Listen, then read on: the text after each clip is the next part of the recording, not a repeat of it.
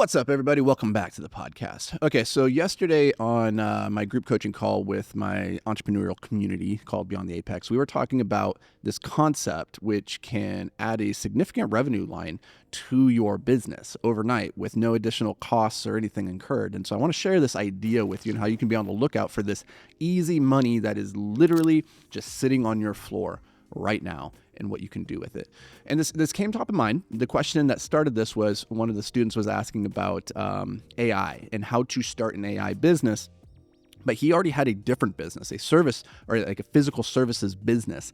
And my feedback was, hey, what you want to do instead of like trying to go start this new business, thinking about how can I use AI to help businesses or help people integrate this new technology into their life, what I would encourage you to first do is to go figure out how to use AI inside your own business. Use it to solve a very particular narrow niche problem within your own business. Prove the concept there. And then once you have the proven system process around it, you can package that. You can then deliver it to other businesses that are similar to you, right? So for instance, if you have an accounting practice, or I'm sorry, not even an accounting practice. Let's say for him, he has a recycling business, right? So you could introduce AI into your accounting processes to, let's say, cut down your bookkeeping, cut down your record keeping time from maybe 15 hours a week down to 4 hours. You use that inside your own business, you get the benefits of cutting the cost there, and then you take this proven system that you've already used inside your business, you package it and you sell it.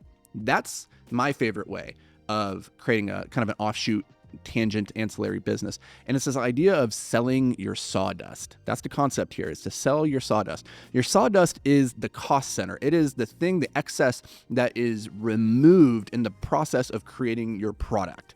And for a lot of people, if you're going to go make a table, you're going to sand it down, there's going to be sawdust, and you're going to cut the edges, and there's going to be all this excess wood and sawdust on the ground.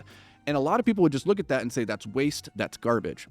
But the savvy entrepreneur, they will look at that and they will say, well, what can I do with that? Is there anything else that I could make with that? Maybe I could package the sawdust and sell the sawdust itself. Maybe somebody out there just needs some sawdust for whatever reason, right? Or maybe they just need some scrap wood. And this is exactly what Amazon Web Services was like formed out of, right? Amazon Web Services, you might not even realize it, but it's like 60-70% of the internet runs off the back of like this cloud computing system. And the way that it came into existence is that Amazon required massive computational capacity for their online business, right? To be able to do all the operations that Amazon is known for, they needed a massive data infrastructure. Well, in the process of creating that, they created like the biggest data center in the world, and they had all this excess computational power just sitting around unused during their non-peak times. So that they're like, well, let's use that. And so they started selling this compute power to other businesses, to everybody.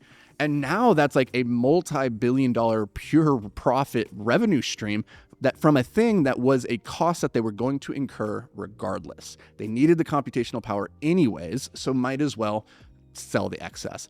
Now, it's one of the reasons I'm really excited about the concept of autonomous self-driving cars.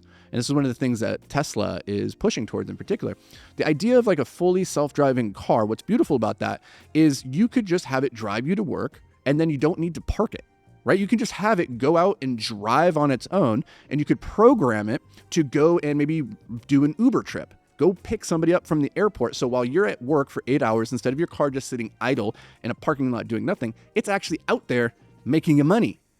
What a cool concept, right? So like this thing, pretty soon, all of our cars are going to become the sawdust, and we're going to have the capacity in the not too distant future to be able to sell it to people. And so I want you to think about that in the context of your own business. What is the sawdust that you could be selling? Now I'll show you, case in point right here, what I'm doing for you, sharing these lessons. This is the sawdust I'm selling you.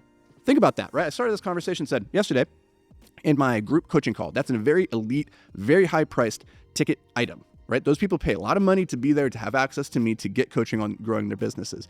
I'm taking a concept that came out of that, the sawdust, and I'm presenting it to you over here for free. It doesn't cost you anything, but you get some of the value from it.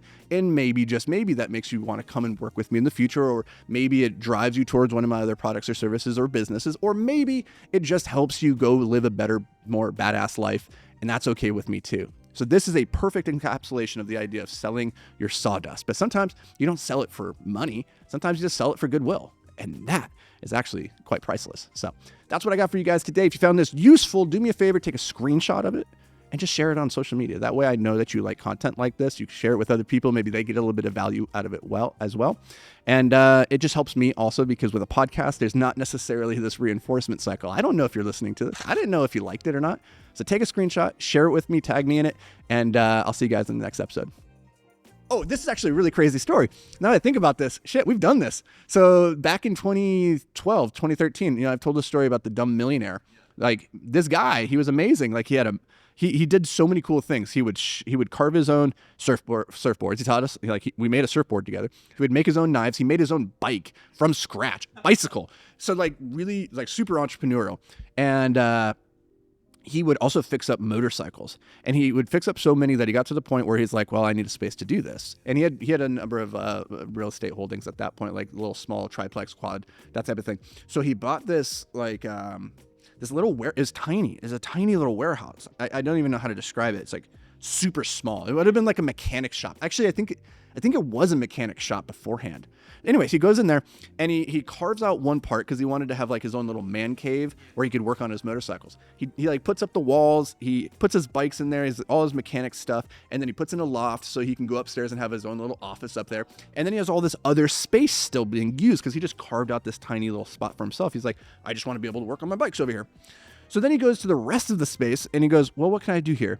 He turns it into a music recording studio. Yeah, it's crazy. Like he like puts up walls, he soundproofs it, he creates the little recording room, and like it's like this really nice dark little ambient thing. And then he like puts in all the recording equipment and whatnot. And then he has bands come in and they perform right there. They record it.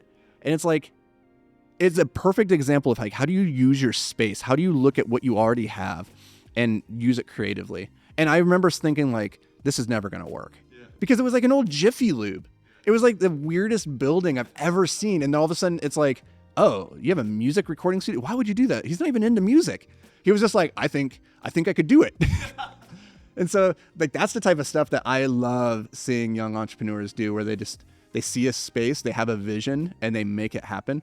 And a perfect example there would be, you don't even need to be the one that owns the building, right? Like if you could go rent that out, that's really the idea of like Airbnb arbitrage, where you go find somebody who has a single family house in a nice little area that they're not currently living in. You're like, case in point, you go to Craigslist, you go to Zillow, you go to Facebook Marketplace, you see people who are renting, like the rental listing, right? Hey, we have a 1-bedroom for rent. We have a 2-bedroom for rent. You go and you're like, oh, that's a nice little house. That's actually a pretty good spot. You go there as though you're a renter, and you're like, actually, what I'd like to do is I would like to rent this from you, but I'm going to turn it into an Airbnb. So I'm going to bring in all the equipment. I'm going to bring in all the furniture. I'm going to deck it out. I'm going to make it nice, and I'm going to put it on Airbnb. Now I'm going to give you guys a portion of whatever I collect from that. So now you've gotten this space for free, effectively, because they're going to lease it to you, but you're going to turn around and lease it to these people. So you take money from Peter to pay Paul over here, and then you get to keep the profits.